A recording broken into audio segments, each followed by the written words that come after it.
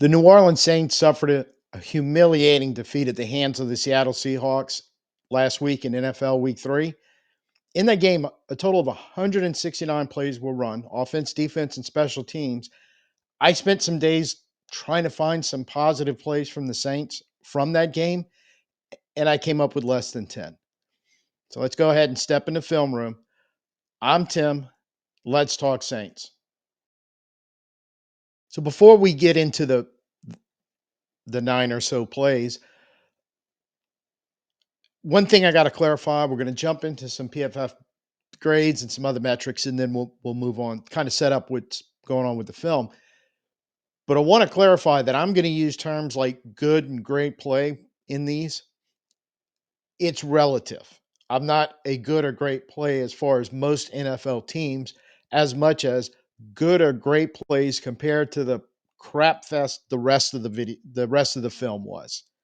So it's just a comparison by us, and it was plays we gain yards or we stop them. And if you watch the game, kind of few and far between. The other thing is, even in plays, quote unquote, good slash great that I'm talking about, and I'll bring these up occasionally, there's a lot of missed opportunities. And we're going to talk about that in just a minute. Or you had some screw ups, but it didn't really hurt the play. I'm thinking of a Kendre Miller run that I have in there, largely untouched. Didn't have to rely on a lot of yak. Some missed blocks up front, but it was kind of behind the play and after. Really didn't affect it. And one big missed block downfield that held it to an 8-yard run instead of possibly some type of big explosive play up the sideline. So clarify that and get into what we're really talking about here as far as grading metrics, kind of setting up what the film. I think for the most part, one exception, it it it proved was proven, excuse me, by what you were seeing on film on most plays by the Saints. Our biggest plays on offense came out of the passing game, and largely it was kind of miraculous in a way because, of our five offensive linemen, not talking about any of the grades or any of the metrics on the players who came in at the end, but McCoy and Banks at 69.9 and 62.2 grades, okay. But you didn't have anybody else over 40. The next highest was a Sim Richards, 38.3. Your pass catchers, there were some separation issues in this game. PFF does put a separation report out every week, and separation percentage measures how often a receiver beats tight coverage rather than when he beats, say, coverage focused on, limiting yards after the catch or like on a third long situation, coverage that's just focusing on stopping them short of the first down chain. Juwan Johnson on Sunday, separation on those tighter coverage plays, 59.26% separation. He's the only one over 50. Cooks, 43.48. Olave, 41.46. Rashid Shaheed, 33.33, repeating. You had some issues even when you had a little time, some issues of getting some guys some separation down there off the coverage to get a ball to them. Rattler, when you look at him,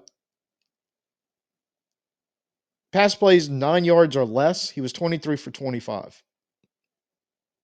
10 plus, 4 for 13. And all 14, or excuse me, all four show up in this film review. It was four of the better plays. And part of that is, the blocking wasn't good. Part of it was the separation wasn't good and receivers getting open on a regular basis. But there were also some of that was on Rattler, chances for some bigger plays, whether downfield he didn't see or couldn't get the ball. You saw a couple examples of those to players who were open, one of which, in two really on fourth down, the one to Alvin, and then the one where he threw the interception, which on fourth down late in the game, he's trying to force the ball. So I'm not talking about the interception itself, but Cooks broke free behind the safeties. They lost track of him. And before that ball came out, Either he didn't see him, or when he was directing before he threw the ball, maybe he was talking to Cooks. I don't really know. But it's one of those situations. Yeah, that'd have been a hell of a throw because he'd had to gas a long one in the air to hit Cooks, but it might have had a better outcome than thrown across your body back across the middle of the field and forced into coverage. So if there was a bad outcome either way, yeah, but you had a chance for a huge play, and either you didn't see it or you didn't take it. And there was more of that kind of also in the shorter passes, those 23 for 25. There were situations where might have had a play he could have taken downfield, or I think part of the issue there was we weren't getting much yards after the catch on those plays because sometimes he was off time and or off target, and so taking away the position of our receiver, he's got to catch the ball and not being able to get any yards after catch against a defense who rallies to the ball really fast with a lot of players. So the best stuff on the offense came in the passing game, but it could have been better. We left a lot of opportunities out there when even when plays we were doing pretty good. Running the ball, okay. Offensive line blocking, the highest run blocking grade was McCoy at 59.2. The lowest was the Sim Richards at 47.2. Most of our yards came after contact. I have the one play in there that was significant where the most of the yards came before contact. But like I said, even on that play, you still had problems up front on the front end of the run, and you had problems on the back end of the run. So again, even though you get a good 8-yard run out of it, you're leaving opportunities on the table. And games like this, you have to seize on some of them. Defensively, three run we had 3 run stuffs that I put in there because overall the run defensive grades were pretty good up front, and Demario Davis, 84.7, and Pete Werner, 90.6, played out of their minds in the run game. All of the linemen defended the run grade wise 64.1 or better, except 2 of your backups. Diggs at 59.5, so he wasn't that far off the majority of them. And then Williams at 40.5. Seattle, 33 rushing attempts. We had 7 run stuffs, which PFF categorizes the run stuff as 0 yards or less on the play. So I think it's a pretty fair definition. For the defensive line, for the most part, I found held their own. There wasn't a whole lot, but there were some ability for them to get in the backfield and make a play, and we show a couple of those.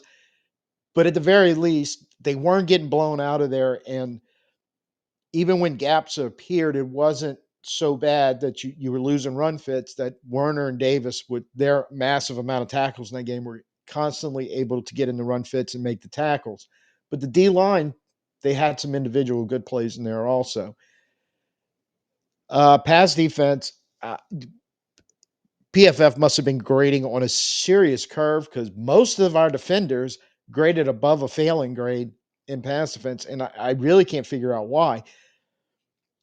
You Darnold, 14 of 18, he was averaging 12 yards an attempt, threw 2 touchdown passes, no interceptions. Not only that, though, I don't even think he put a ball of those 18 attempts anywhere near jeopardy being intercepted. Walks out of there with a QBR, quarterback rating of 154.2.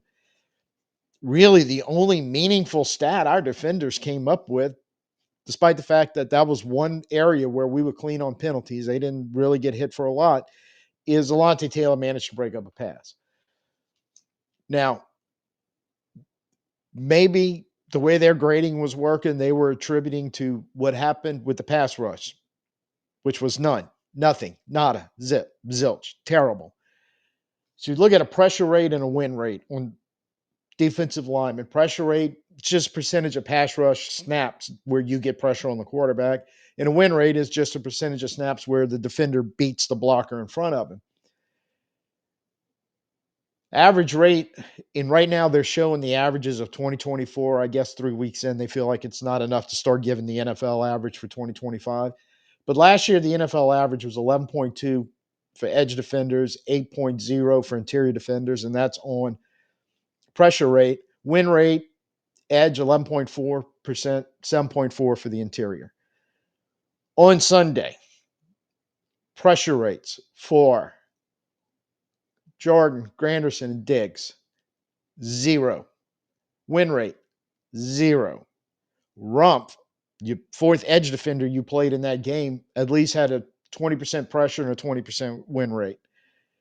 On the interior, Shepard and Bullard, 0% on pressure rates, 0% on win rates. Brzee, at least 18.8 on pressure, 12.5 on win. Gottschall, 11 and 11, and Williams, 20 and 20. You're not bringing pressure. You might have had a chance in the secondary if we're actually getting some pressure on Darnold, if we're actually forcing him to make bad decisions or bad throws, really neither of which he did. So I guess maybe the coverage could have been better. There was some egregious ones. The first touchdown to 11, I mentioned that in the last video.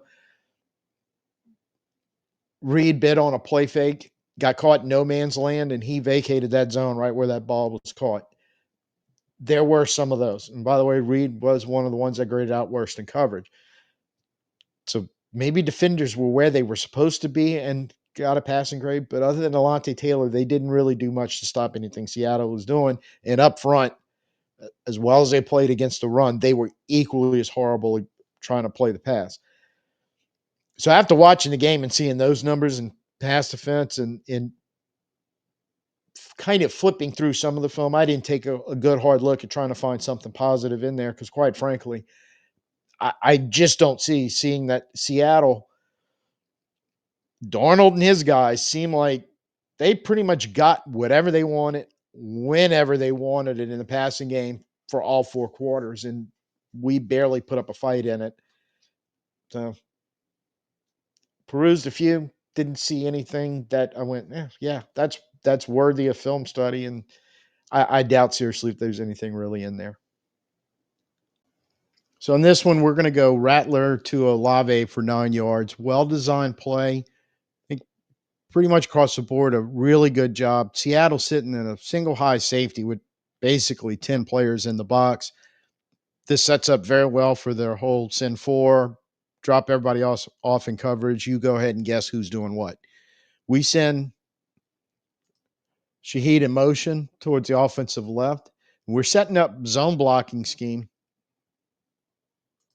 to the left, play action to Alvin, but Rattler's pulling the ball and rolling out. And good job on selling that run blocking and selling the play action because Seattle was buying what we were selling. Got a majority of their defense caught up to the short side of the field. And now you have Rattler rolling out, and even the end man on the line of scrimmage down there is locked up with Stoll. But initially, even he's going to be thinking, well, this is a backside seal in case the running back wants to cut back. But now he's realizing, no, I'm kind of in coverage, and I'm also going to have to be responsible for containing that quarterback that's rolling towards me. Johnson releasing basically up the right hash.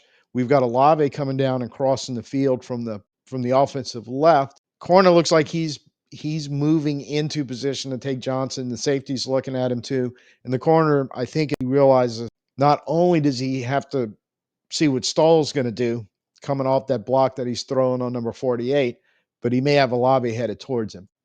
So he's kind of figuring stuff out right now. So's the safety. Linebacker kind of got caught up in there on the run fake, and now he's noticing Rattler is scrambling. He's coming in that way. He's not even really looking back at the space behind him. So at this point, Rattler's already thrown the ball because he's figured out what's going on and where the ball needs to go. But taking it back a couple of frames from about right here as he's looking up and kind of seeing what's going on, he knows there's 2 possibilities for getting the ball downfield in the space. One of them is Johnson actually coming up the field and basically going towards the flag, coming in towards the numbers on the sideline, that space between the corner and the safety there, or the fact that the middle linebacker is kind of vacated because of the run fake, and he's not really trying to deepen up or even take away anything behind him. I think he's more focused on handling Rattler. Rattler's realizing Olave on that cross is also going to have an area and an opportunity to get in space. And ultimately, that's what happens. Getting rid of the ball here, finding Olave in the space on that cross. Could have had the opportunity, but I think it'd have been a mistake waiting for Johnson to get over in space. And that corner really did a good job of deepening up and would have made that throw a lot harder. And he's got the easiest throw here for the most yardage. And coming up and making the sure-handed tackle and not letting any yards after the catch happen, limiting a big play that could have been bigger. And I think did a really good job on that, something our defenders in coverage need to kind of take notice of. And there's more of that coming. A good play here. Rattler to Shaheed for 15 yards. This one's a little interesting in the fact that I really think you see something a little different in the coverage that they were running on the back end. Showing too high, 4 on the line. You may have somebody coming and somebody dropping like Seattle likes to do, but not likely. You seeing deepening up on the corner on the bottom of your screen, but at the top you're still seeing what looks like potential press coverage on the outside receiver. So you're thinking too high, but I think this may be a split zone. What a split zone is a defense will run coverage on one side of the field, different to the coverage they run on the other side of the field. And when I see this right here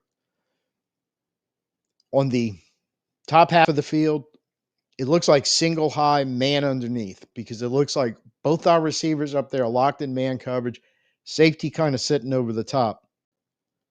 The near hash or at the bottom of your screen, that is looking more like single high with a 3-man zone underneath. Now, the corner potentially could be looking to lock up man if that receiver goes deep, which would kind of make sense. He's playing a bit of an outside position. But Rattler's reading, I've got the correct read here. I do believe that with zone on the bottom, going to be looking. You could take the check down to Johnson, who's not going to go anywhere because those 2 linebackers playing behind him aren't going to allow it. He's got to basically break 2 tackles after he catches the ball to have any chance of picking up yards. But Rattler and Shaheed kind of find that space in between the linebacker, the safety, and since he's already got an inside position, the corner's not really going to be able to do anything about it if you can get the ball in there. Now, one thing is with those backers, and we saw this a lot with Seattle's zone, is guys realizing the ball's going in behind them in the space behind them and either deepening up or trying to jump up and make a play on the ball as it's going by, which this was dangerously close to being tipped by one of those linebackers. Rattler got some height on it. Sheed had to go up and get it, and the safety, again, does a good job of coming in, reading the ball the whole way. He knows he can't break this play up, but doing a good job of going, well, you're going to catch it. You're going to go down right where you catch it. You're not going to beat us with yards after the catch. Rattler to Shaheed for another 15-yard gain. Sending 4, too high safety. Again, it looks like everybody else is kind of dropping basically sticks coverage, that everything you've got, the 5 defenders underneath, going to get to the sticks, the first down marker, which is the 10-yard line for the most part, and try to keep everything in front of them. At this point, everybody is going past the sticks, and now so you're getting into more of a matchup. So realizing there really is no check down, nobody's settling down in front of this. And everybody does a good job of picking that up. At this point, pressure's getting in the Rattler, and he's felt it, so he's moved away from it. So he's doesn't have anybody directly in his face right now, and he's going to keep moving left. Almost no way to hit the pass at the top of the screen because you will see a receiver start to break open towards the end zone. He's realizing the ball's coming to the left side. They have 3 defenders guarding 2 of our receivers. So you're kind of getting into a scramble drill here.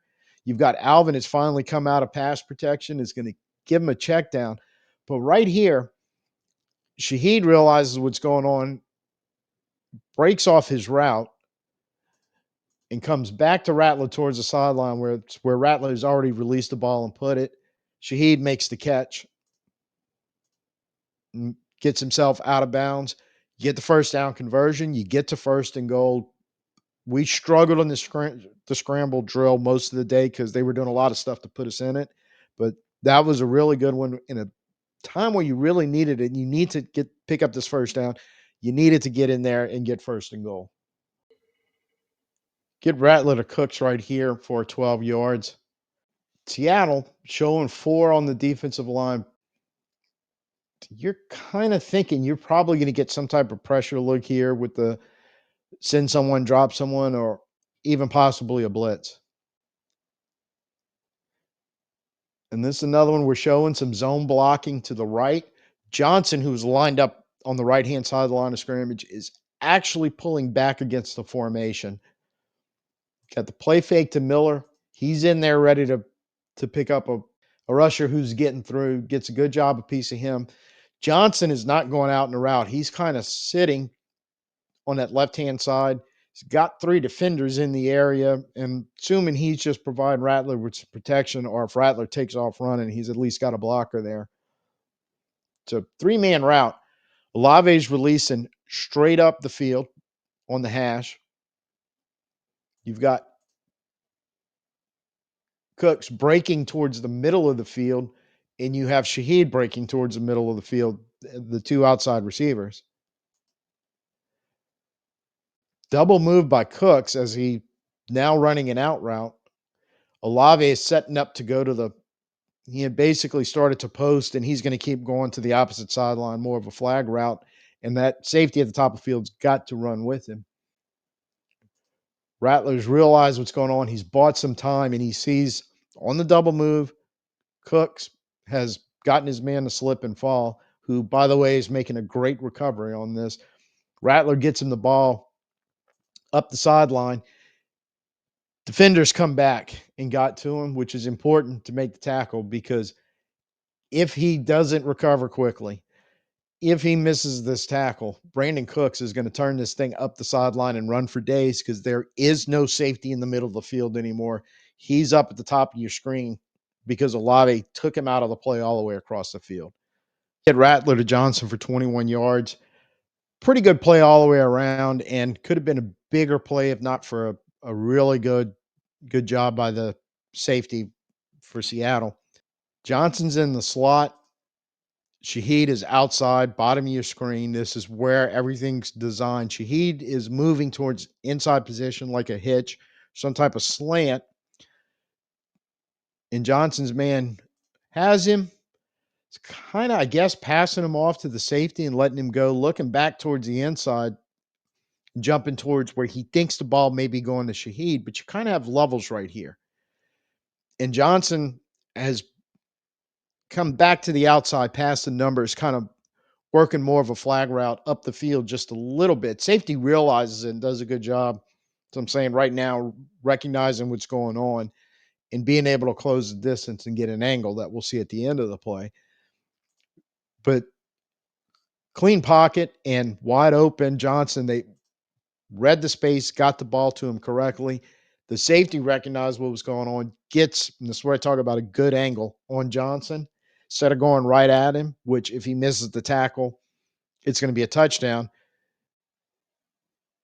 He takes the angle down the 15-yard line. Johnson really has nowhere to go up that sideline. All he can hope to do is break a tackle right here, which he gets chopped down and knocked out of bounds, but still a great play all the way around by the Saints. So this is one of only 2 running plays we had that went for over 5 yards. The other one was early in the game, Alvin for 7. That was okay. But I'm going to show this one because this was a good running play. Could have been a great running play. One little boo-boo at the end. And an example of even when we had good plays on the day, we still were missing opportunities to have better plays, to have a really big play right here. 12 personnel, we've motioned Stoll from outside. He was lined up outside left. He comes back into the formation at this point. Sets up next to Johnson in the slot. And Rattler is going to get up and change the play. At this point, Johnson and Stoll are going to double team on the edge, left edge. We're going left with the running play here. You're getting Simpkins and Banks setting up for a combo block to the play side. Everybody else is kind of sealing the backside with their man, trying to just not allow penetration, which was a problem all day long. So you get the pitch, you have the double team. Banks slides off that combo block with Simpkins. Simpkins is getting pushed back, but he's at least not completely in the backfield right now. McCoy's in good shape. Ruiz is in fairly good shape. Richards, again, just sealing the backside, and I don't think there's going to be any chance of a cutback here. Simpkins loses his block, but Miller's passed him, so it's not going to really affect anything. McCoy's lost his. Banks in the process. And now you have all three of those chasing the play, but it doesn't really matter because right now you have that double team, and good job by both of them pushing him out. Miller's looking for the sideline. He's looking for the big run. And there's really going to be only one obstacle at this point to stop him. That's that cornerback that Rashid is going out to try to block. And trying being the operative word here because he doesn't get a piece of him at all. The defender was sliding off the double team. He stuck an arm out at Miller, but you're not going to arm tackle Miller with one hand, especially once he gets moving and he's starting to set up to run downhill. But that corner just cuts him off on the sideline, and he gets low. He's the low man. He gets Miller to basically a stalemate and pushes him out of bounds. Normally, Miller falls forward, gets yards after contact. One of the rare instances you're going to watch. It was a great play all the way up till we missed the block. And that extra yard or two that Kendra normally falls forward and gets, the defender did a great job of stopping that. Defensively, very, very difficult to find positive plays that you want to kind of build on going to Buffalo. But mostly in the running game or defending their running game, we weren't necessarily bad. We get to run stuff right here. And it's going to be Werner and Davis, who had tremendous days tackling. And I think a lot of it had to do was a combination of, at least in the running game, our defensive line didn't necessarily have a lot of wins, but we had plays where some, or in rare occasions, all of them, are at least staying at the line, kind of controlling the line of scrimmage and not letting multiple gaps open up. They're kind of keeping the integrity. And Davis and Werner, for the most part, all day long, did a very good job of, as you'll see right here, the gaps that do appear, doing a good job of getting in there and making sure the running back can't exploit it. Because Shepard, Brzee, even Diggs on his side, they're not really getting pushed off the ball yet. Now they're going to start losing battles, but at this point, nobody has picked up Davis. You've had offensive linemen come off their blocks looking to get to the second level and try to pick up the linebackers. One of them does and has a shot. And actually, there was a chance for two of them to take a shot at Werner. But Davis is already in the hole. Running back has the ball, and he's looking right at him. And he's going, well, I got to go the other way because I ain't going to make it through there. But Werner does a good job of splitting both those linemen. Now he's filling the hole, while Davis has been untouched and he's already adjusted to the cut that Walker's trying to make. And it's a three-way collision with our two linebackers, and Walker has no chance to win that battle. We did have to use some great individual efforts to kind of keep their running game stifled and to get some of these 7 run stuffs. And this is one right here. Great job by Shepard. He's on the nose. Little motion, and they're going Kubiak. Love these. It's wide zone left. And initially, we're not bad. Initially, because 2 steps later, there is the gap that he's going to try to cut up and make a play on. And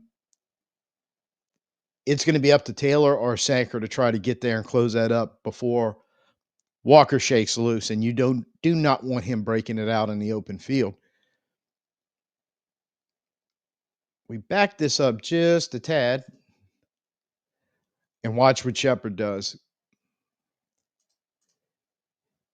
He's feeling the flow. He gets off his block, which is great to see because there was not a whole lot of that from our defensive line. And kind of what they call playing the piano, just he's moving laterally right down the line of scrimmage, right past the offensive lineman, sort of like banging the keys on a piano because he's realizing where that space is. So he gets in there and closes it first. And then also a rare instance of really good job of making the tackle because now Walker does not want to, and I don't blame him, wants to take on Shepard.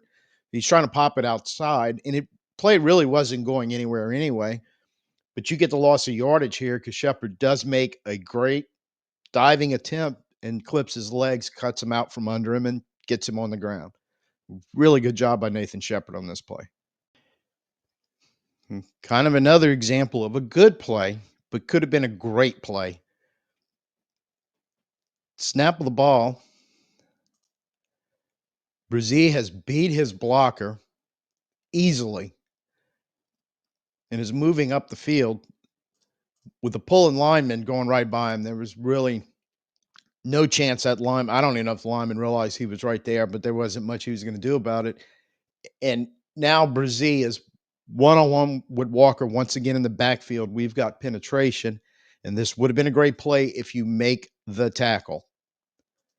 And this is where stuff gets dangerous with a guy like Walker. I mentioned this in the preview to this game, how explosive he is, and that think back to his rookie year, they rolled into the dome and in a very similar situation, he broke one up the sideline, and we didn't have anybody in the building that was going to be able to catch him. And we're getting dangerously close to this right now because he had blockers. Kool-Aid stays home, going down to a knee, so Walker's trying to hurdle him. If Walker tries to cut around him right here with Kool-Aid on a knee and try to get to the sideline, I'm very curious if he'd had a chance to do anything about it. We had fairly good pursuit on this play once it broke down and he tried to cut it back. So we've got players catching up, and at the point he goes airborne, that it should end right here one way or the other. Kool-Aid kind of jumps up, gets a piece of him. You got Cam, you got Jonas Sanker, a lot of bodies there. He's not going anywhere. You get the run stop. But going back, you can't keep having missed opportunities like this. And this, unfortunately, was the second one on Brazil. Because remember, on that first drive, he had a chance at sacking Darnold, and same thing happened. He gets his hands on him in the backfield, but can't get him to the ground. That's getting to be a problem because all the penetration in the world is useful, or all the pressures in the world are useful. But to make an impact plays on defense, you got to make the tackles back there. And he missed two chances. That's the kind of thing that if you get these opportunities, especially on the road next week in Buffalo, you have to make the great plays. Even though it turns into a good play, it's the great plays that's going to separate your chances of not getting run over and keeping yourself in the game and trying to give yourself a chance to win it. So to wrap it up and put a bow in it for week 3, I don't really know what more I can say other than it was bad and we lost control of the things we could control. It came back and haunted us badly. And the thing is, and we will look ahead to the matchup, the road matchup. We go to Buffalo this Sunday in the next video. But honestly, I'm thinking I'm going to say a lot in that video. What I'm going to say right here is the Saints need to spend this week not worried so much what Buffalo is going to do as much as spending time fixing the things that they can control and not let them spin out of control that fast on the road because it was your undoing before really the game even started. So I will break down some of what the Bills like to do offensively and defensively, but quite honestly, we keep losing control of our senses and committing stupid penalties and blowing assignments and everything else that just went on in that game. Most of it pre-snap, but even some boneheaded stuff after the snap, even coaching decisions, even play calling up and down the line. You can find it everywhere of stuff you can clean up before you go to Buffalo. Get it cleaned up and quit talking about it. Actually get it done. Because if you don't, it's not going to matter what Buffalo wants to do or tries to do against you, because what's going to happen is they're going to end up doing whatever they want, whenever they want, and however they want, just like the Seahawks did to us last Sunday. I don't know if we can win. I said, after the last video, this is going to be a long week. It's going to be a long week. But I do know this. You show up like you showed up last week, you have zero chance of preventing a blowout again, much less trying to get yourself in a position to win the game. So that's what we have. Like I said, a couple of days we'll be back doing the Bills video, and they're going to be scary because they are a better team than the one we just faced, and we're going on the road to an equally hostile environment. Maybe not as bad as Seattle, but it can't be that far off. So we'll see how it all goes. Let me know down in the comments what you're thinking about anything involved with, I got a lot from y'all already, but just as, what are we looking for to do this week to get prepared to not get totally embarrassed on the road again? I think that's something this organization desperately, desperately, desperately needs to avoid, because if it keeps happening, look, famously in the movie The Natural, losing is a disease and it's contagious. We know that from last year, but what's even worse is getting shattered week after week. And it just scares me a little bit what we saw last week, and how are we going to need to prevent it for this week. So, first time here, you like what you saw, please go ahead, give me the like, share, subscribe. I said, drop in the comments, tell me what you think, what you're scared of, what might happen. I'm open to anything right now, because I am kind of grasping for straws to not turn into a negative Nancy while still being honest. But stuff like what happened last Sunday makes it really, really difficult. And I really don't want to see it again in Buffalo this week. It just I'm starting to terrify myself that we will. So give me some hope. I'll try to give it back to you on the video when we break down Buffalo at the end of the week. So till I see you next time, I'm Tim. Peace out, and who dat.